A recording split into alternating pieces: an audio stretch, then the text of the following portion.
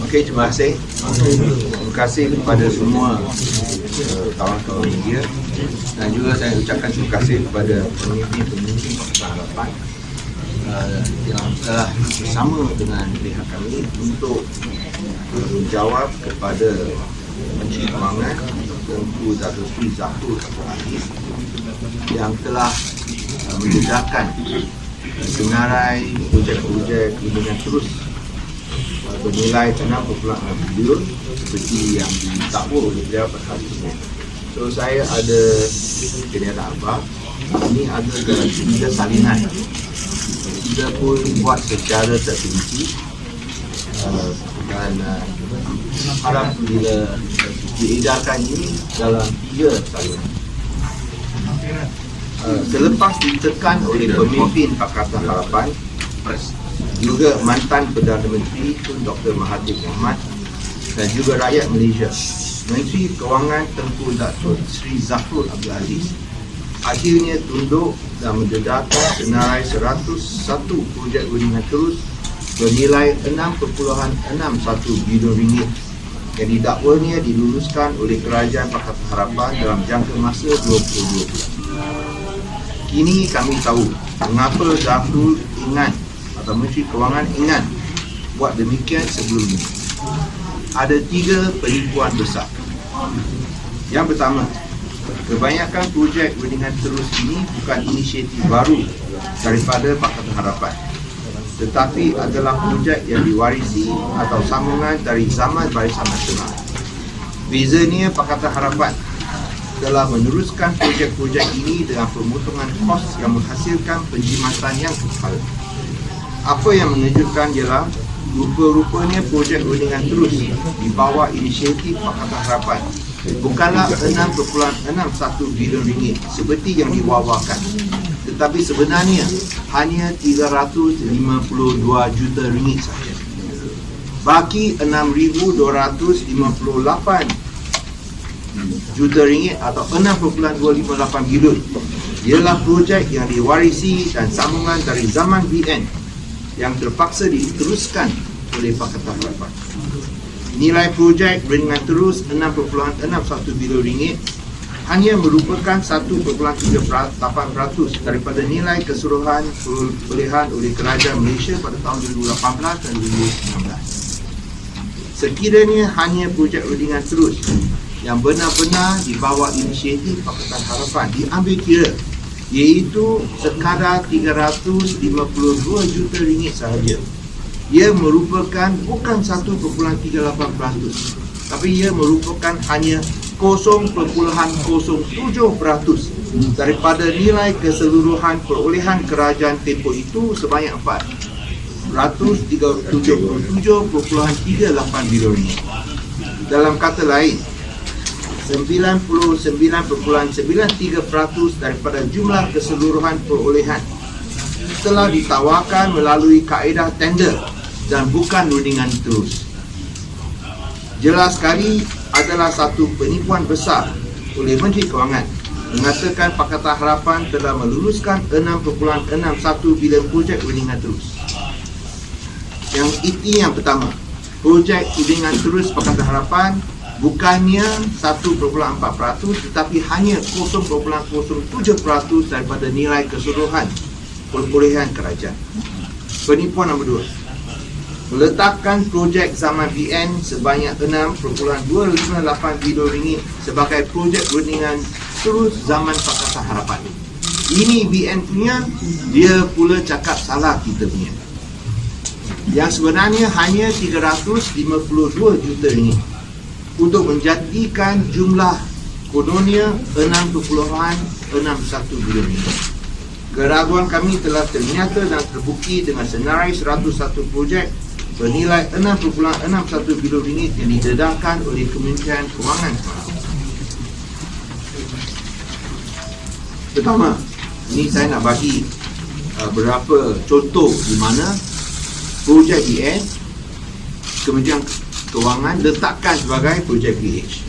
Projek BN nombor 1 melibatkan jumlah 4.48 bilion ringgit Kementerian Pemangkutan.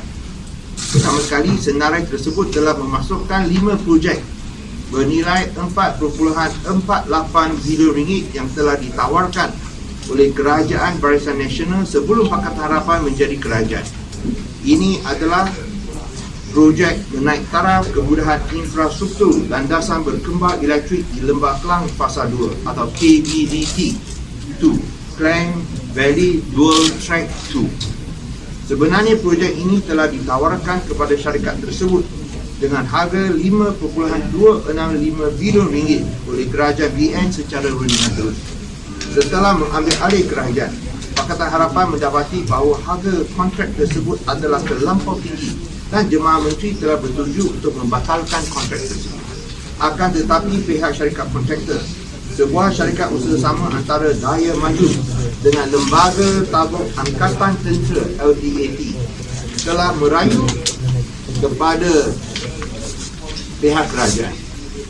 Setelah rundingan yang menyeluruh, Kerajaan PH telah bersetuju untuk meneruskan projek tersebut dengan harga kontrak yang jauh lebih rendah, iaitu 4.475 bilion ringgit. Penyelesaian ini juga akan mengelakkan sebarang tindakan mahkamah antara syarikat dengan kerajaan dan mengurangkan sebarang kelewatan ke atas projek jika projek tersebut ditender semula.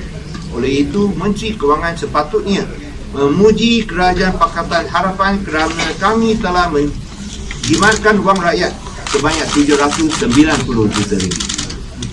Di samping itu, ada lagi 4 projek di bawah Kementerian Perdagangan dan Industri Antarabangsa atau MITI yang bernilai sebanyak 8.2 juta ringgit yang telah dijalankan sebelum April 2018, iaitu semasa Barisan Nasional masih memerintah.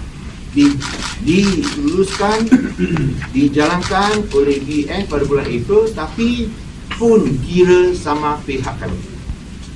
Hanya 5 projek di atas daripada Kementerian Pengangkutan dan MITI di bawah sudah menjadi jumlah 4.49 bilion ringgit sahaja, dan ini merangkumi 68% daripada jumlah 6.61 bilion ringgit projek rundingan terus yang dihebohkan oleh Menteri Kewangan.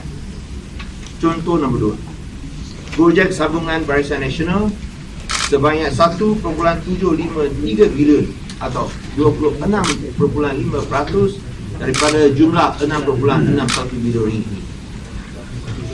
Penemuan awal mengenai senarai 101 projek menunjukkan bahawa 31 projek bernilai 1.753 bilion ringgit merupakan projek yang diwarisi daripada Kerajaan Barisan Nasional yang dulu. Senarai kontrak tersebut dilampirkan bersama. Kesemua kontrak tersebut merupakan sambungan dan penambahbaikan bekalan dan perkhidmatan yang diwarisi daripada Kerajaan Barisan Nasional.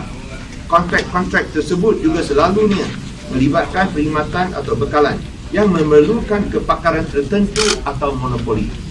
Misalnya, Kementerian Komunikasi dan Multimedia terpaksa memperoleh perkhidmatan sewaan satu multiplexer berserta infrastruktur dan fasiliti rangkaian bagi siaran TV digital bagi tempoh 3 tahun dengan nilai 254 juta ringgit kerana tiada pilihan lain.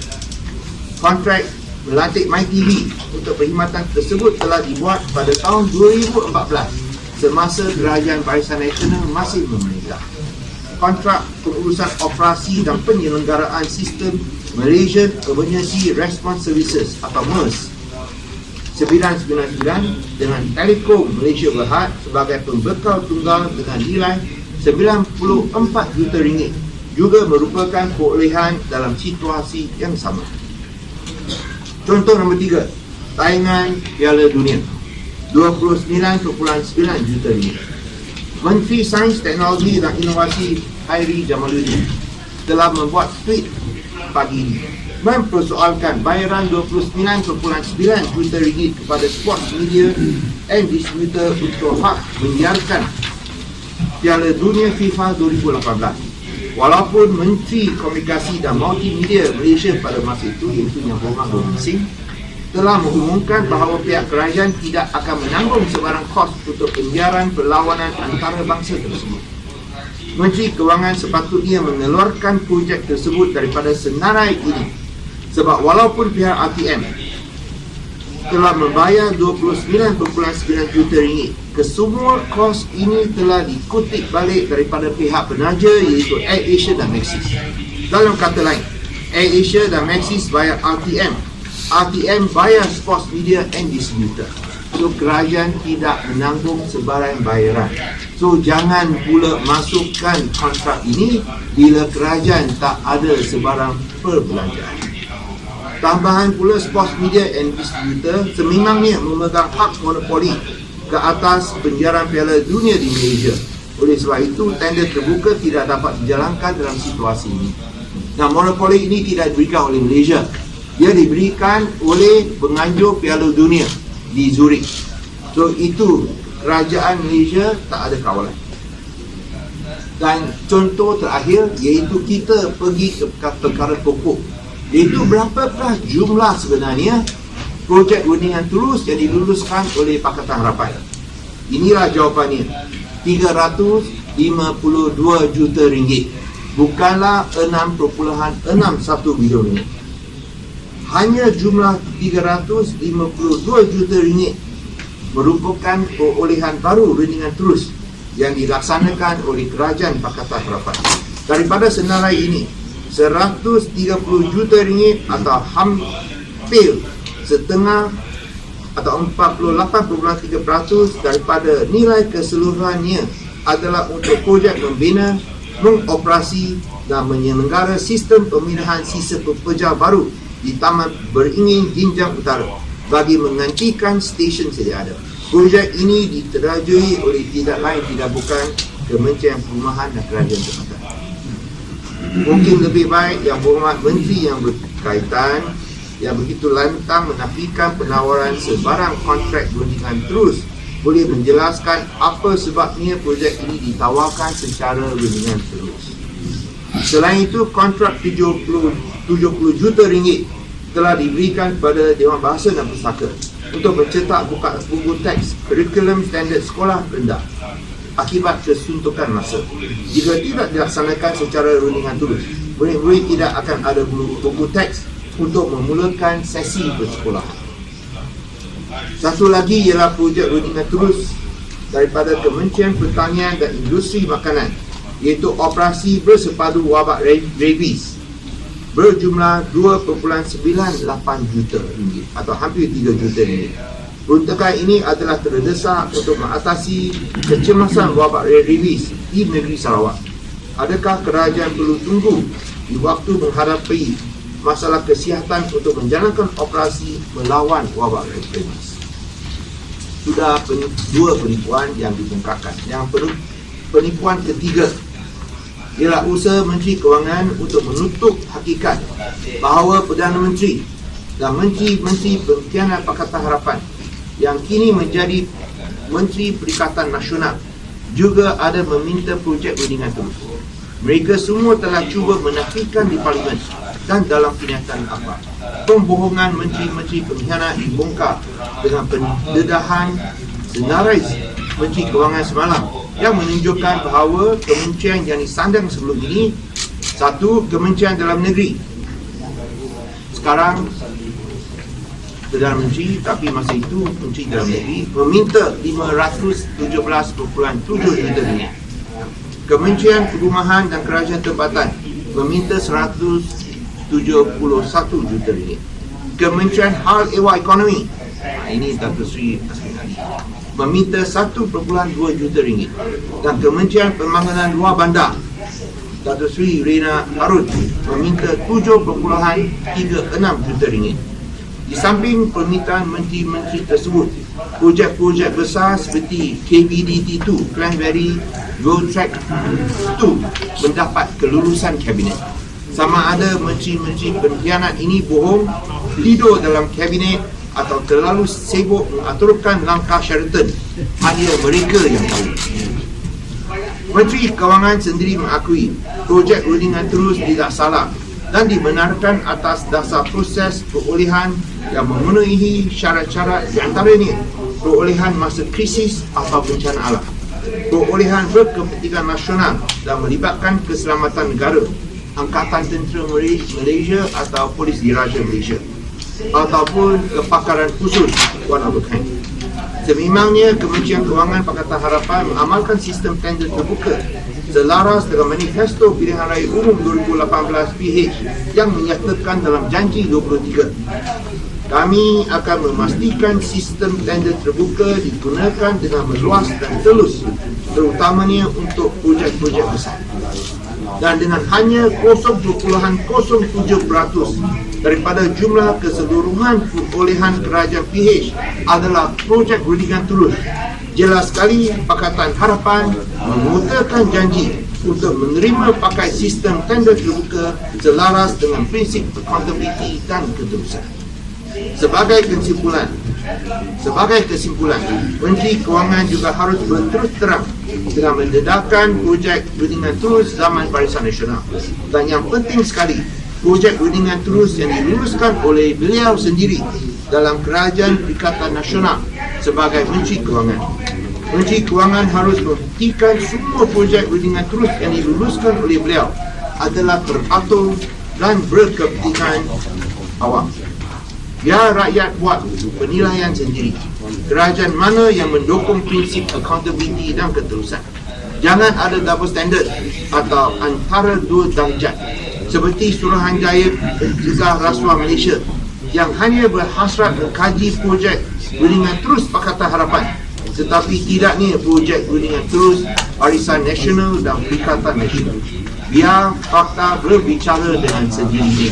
Berani kerana benar, amanah maklum, nahi munkar.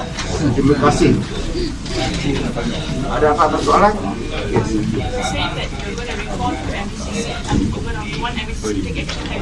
No, I didn't say how to make a report. I just say that when MACC make a public announcement that they want to study this direct award contract, why only study Pakatan Harapan? Why is there a double standard? You should also be studying Perikatan Nasional and also Barisan Nasional. They also have direct awards. And direct awards is not wrong. It is required in emergencies like floods and national disasters, as well when you face COVID-19. You need funds immediately. But they can only investigate once report is made to them, right? No, they didn't. There was no report made yesterday, but they can always. There was no report made against Barisan Nasional and Perikatan Nasional. We can make a report if they so wish, but they can make their report for their own. I think under the law they can do it, but do not use double standards. When you want to investigate direct award, investigate thoroughly and comprehensively. Not just one government, but all governments. And according to Zuraida's statement saying that she wasn't aware about the direct tenders given under her ministry, do you think a minister can be that way, that they don't know what's going on? What direct tenders are given under the ministry? I find that very unusual. I think she should be asking the Menteri Kewangan, Tengku Zafrul, because it is Tengku Zafrul's list, and now she's disputing Tengku Zafrul's list.